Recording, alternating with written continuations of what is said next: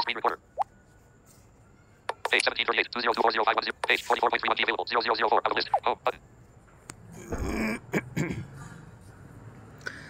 नमस्ते recording club, मैं RC Sandeep हाजिर हूँ आज the story of recording club part 296 लेकर के। और आज 11 मई 2024 की कहानी रिकॉर्ड की जा रही है। तो साथियों, कल जो प्रश्न आप सबके सामने रखा था उस पर कुछ साथियों की प्रतिक्रियाएं मिली। सुनकर के अच्छा लगा कि एक स्वर में आप सब ने इस तरह के कार्य की आलोचना की। दरअसल ये कहानी वैसे देखा जाए तो बहुत लंबी है और कहीं ना कहीं किसी न किसी मोड़ पर हम सब इसके शिकार हुए हैं या फिर कहीं ना कहीं हम सब इससे जुड़े हुए रहे हैं। मैं अपने आप को भी इसमें शामिल करता हूँ। बहरहाल Rishabh Tiwari ji, Rakesh Lohar ji, Rinkulal Soni sir, Devilal Bagotia sir, Sushma Kumari ji, tech for blind, इन तमाम साथियों ने इस बात का समर्थन किया कि हमें ऐसा नहीं करना चाहिए। आप सबका बहुत बहुत धन्यवाद एवं आभार। किसी और का नाम अगर छूट गया हो तो माफ़ कीजिएगा, लेकिन हम सबको ये सोचना चाहिए कि वास्तव में सही क्या है और गलत क्या है। इसलिए अभी ये चर्चा बहुत लंबी चल सकती है, इसलिए मैं इस चर्चा पर नहीं जाऊंगा, क्योंकि मुद्दा हमारे सामने आया क्योंकि ये फिल्म हम लोगों से जुड़ी हुई थी। लेकिन ऐसी अनेक फिल्में रही होंगी, ऐसी अनेक बुक्स रही होंगी, या फिर ऑडियो सीडी रही होंगी, या फिर सॉफ्टवेयर्स रहे होंगे, या फिर कोई और बात। तो वही है। लेकिन जो वाकई में अच्छे हैं वो सब सोचते हैं इन बातों के बारे में, और जो नहीं सोचते वो कभी सोचेंगे भी नहीं। एक महाशय का उदाहरण याद आ रहा है मुझे। रिकॉर्डिंग क्लब से अपनी विषम परिस्थितियों की दुहाई दे करके उन्होंने एक नहीं बल्कि अनेक सालों तक पाठ्य सामग्री प्राप्त की। यहाँ तक कि जब रिकॉर्डिंग क्लब नहीं बना था, पहले जैसे हम रोटरी क्लब के साथ काम करते थे, तब से ही उन्होंने लाभ लिया। उसके बाद शिक्षक बन गए। कभी उनके अंदर ये भावना जागृत नहीं हुई कि इस समूह के लिए कुछ करना चाहिए। कोई बात नहीं, लेकिन मैं हमेशा कहता हूँ हमारी दुनिया बहुत छोटी है, हमें पता तो चल ही जाता है यहाँ वहाँ से। लेकिन जब उनको पता चला कि रिकॉर्डिंग क्लब विवाह का भी काम करता है, तो फिर उन्होंने संपर्क किया, और फिर जो उनकी क्लास लगी उसके बाद दोबारा कभी हिम्मत नहीं हुई उनकी संपर्क करने की। तो खैर कोई नहीं। और भाई शियो जी का भी मैसेज मिला, उन्होंने भी रिकॉर्डिंग क्लब की कहानी पर अपनी बात कही। धन्यवाद आपका भी। चलिए तो आगे बढ़ते हैं और बात करते हैं कि जून 2020 में क्या कुछ हो रहा था। अब यहाँ पर मेरे सामने दो रास्ते हैं। एक तो ये कि मैं इस कहानी को फ़िलहाल हमराही पर ही केंद्रित करूं। दूसरा ये कि हमराही से भी ज़्यादा महत्वपूर्ण घटना एक और हुई थी, उस पर चर्चा करूं। और उस घटना के लिए हमराही स्वयं मददगार बना। तो मुझे समझ नहीं आ रहा है। मैं ये चाहता हूं कि मैं उस ज़्यादा महत्वपूर्ण घटना को साथ में लेकर के चलूं, और फिर उसके बाद हमराही पर चर्चाएं तो खैर होनी ही हैं, क्योंकि हमराही के 70 एपिसोड हो गए हैं, और 70 एपिसोड मतलब 70 कहानियाँ।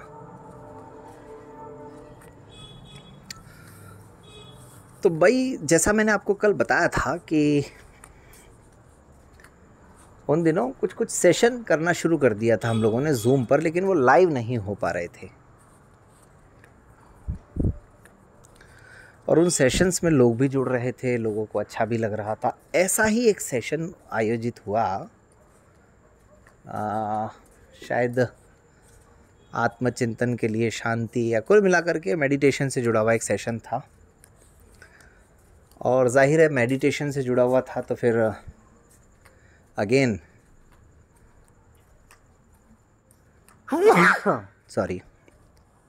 रेडियो मधुबन तो उसमें शामिल होना ही होना है। घूम फिर कर के कहानी रेडियो मधुबन के इर्द गिर्द चल रही है और कहानी है रिकॉर्डिंग क्लब की, और सुन रहे हैं आप सब। वाह क्या बात है। तो उसकी जो वक्ता थी वो बीके कल्पना दीदी थी, और उस सेशन में बेशक 15-20 लोग जुड़े, लेकिन मेडिटेशन पर बहुत ध्यान से सबने सुना उस सेशन को। कृष्णा दीदी तो थी ऑफ कोर्स,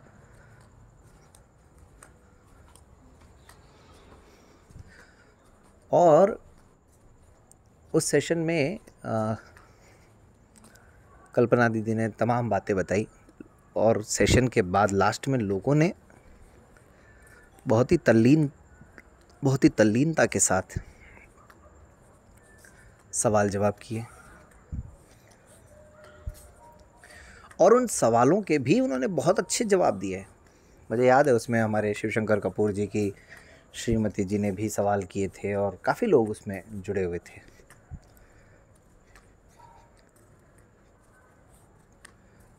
तो दरअसल आप विरोधाभास अब समझिएगा, यही वो कार्यक्रम था जिस कार्यक्रम से मुझे पहली बार ये मन में विचार आया, ये प्रेरणा मिली कि यार इस तरीके से तो हम कुछ और भी कर सकते हैं। वो कुछ और क्या, वो भी आएगा थोड़ी देर में। तो एक अच्छा नई चीज़ तो थी वैसे भी, सबके लिए, हमारे लिए भी थी, आप सबके लिए भी थी। तो जूम का इतना ज़बरदस्त इस्तेमाल, मैं स्वयं बड़ा अभिभूत था। और कहते हैं ना कि समय के साथ बदलना इंसान को ज़रूर आना चाहिए, परिवर्तन ही प्रकृति का नियम है। और तब तक तो ये पता चल ही गया था कि भाई ये कोरोना इतनी आसानी से जाने वाला है नहीं। और उसी कार्यक्रम में एक हमारे मित्र जो पिछले 1.5 महीने से लगभग मेहनत कर रहे थे, उनकी भी उस मेहनत का नामकरण हुआ। लास्ट में जब बातचीत चल रही थी तो ऐसी बातों बातों में किसी ने कहा कि सर वो आप ऑडियो जो भेजते हैं ये वो, या पता नहीं कोई ऐसी बात थी। तो मैंने उनको उदाहरण देकर के समझाया, जैसे कि हमारे जीतू भाई आजकल दिन विशेष प्रस्तुत कर रहे हैं, और उस दिन के बाद से जीतू भाई ने अपने ऑडियोज़ में दिन विशेष बोलना शुरू कर दिया था। अब मुझे नहीं पता जीतू भाई the story of recording club सुनते हैं या नहीं सुनते हैं, लेकिन ठीक है, कोई प्रतिक्रिया अगर आई और वो सुनेंगे तो फिर उनको याद होगा तो ज़रूर बताएंगे। तो उन्होंने लगभग मई के महीने में शुरुआत की थी, और तब तक वो ऑडियो भेज रहे थे। बातचीत तो कभी हुई नहीं इस बारे में, वो अपनी मर्ज़ी से तैयार करके ऑडियोज़ भेज रहे थे, और उसको लोग सुन भी रहे थे धीरे धीरे। वैसे भी जब कोई काम नया शुरू होता है तो अब आप देखिए, बात शुरू हुई थी कहाँ से, पीके वाले कार्यक्रम से अभी दिन विशेष तक पहुँची है। ऐसे ही घूम फिर करके अभी बात अभी पता नहीं कहाँ से कहाँ जाएगी। तो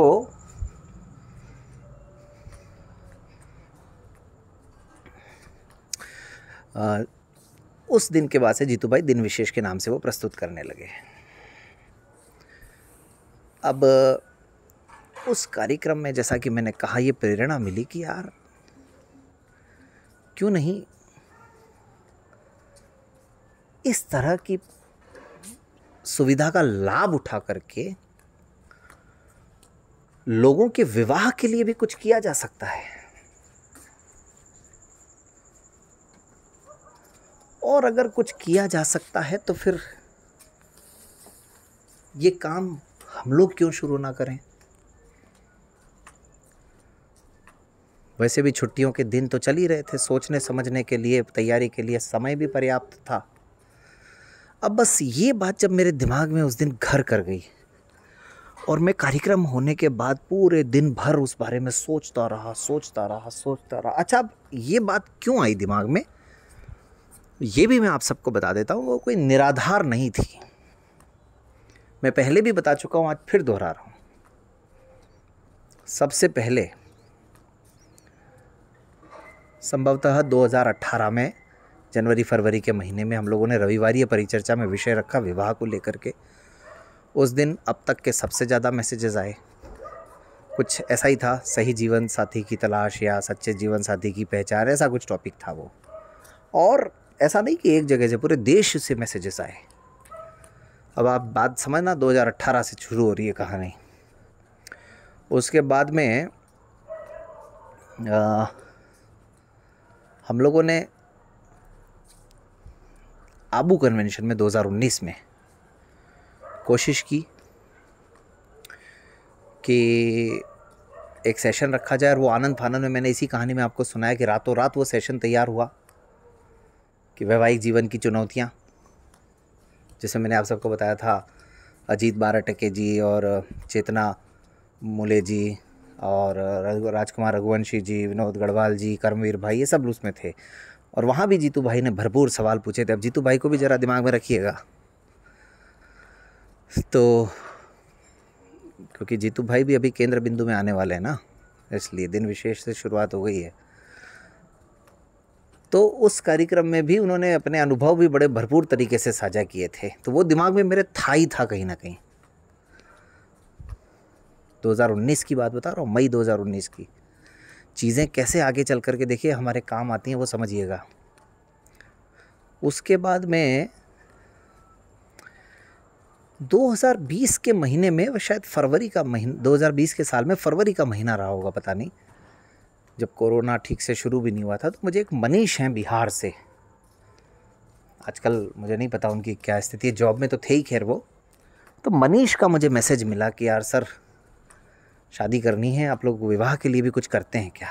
मैंने कहा नहीं भाई, हमारा तो पढ़ाई से रिलेटेड काम है। मैंने उनको बिल्कुल सीधा सपाट सच्चा उत्तर दे दिया तुरंत। मनीष भाई, किताबों से संबंधित या पुस्तकों से संबंधित या पढ़ाई से संबंधित या रिकॉर्डिंग से संबंधित कोई काम हो तो बताना दोस्त। अभी तो हम शादी वगैरह के मामले में तो हम लोगों का कोई अनुभव है नहीं, कुछ कर नहीं रहे हैं। तो ये सारी बातें दिमाग में थी कि यार जब इस काम के प्रति मतलब लोग इतने उत्साहित हैं, तो क्यों नहीं इस काम में भी हाथ आजमाया जाए, देखा जाएगा जो होगा वो। तो बस यही सब सोचते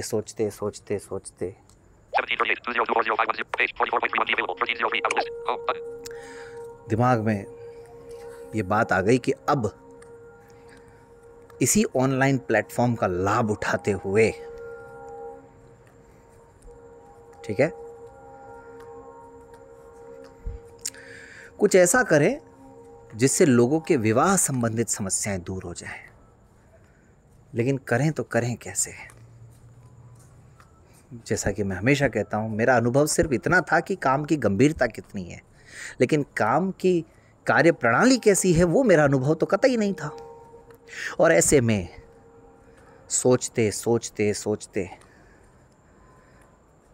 मैंने एक व्यक्ति से बात करी और ये विचार उस व्यक्ति के सामने रखा, और उस व्यक्ति ने उस विचार पर कुछ खास ध्यान दिया नहीं, या फिर मुझे ऐसा लगा कि इनको लग रहा है यार ये तो बड़ा दूर का मामला है। मुझे ऐसा लगा कि या तो उन्होंने ध्यान नहीं दिया, या फिर उन्होंने सोचा होगा कि ये पॉसिबल नहीं है इतना सब हो पाना। और फिर करीब मैंने उस व्यक्ति को अगले 7 दिन के अंदर तो धमकी दे दी। अब वो धमकी क्या थी, वो व्यक्ति कौन था, और धमकी क्यों देनी पड़ी, और आखिर उस धमकी का धमाका कैसा हुआ, इसके लिए तो इंतज़ार करना ही पड़ेगा आप सबको। बहरहाल 11 मई को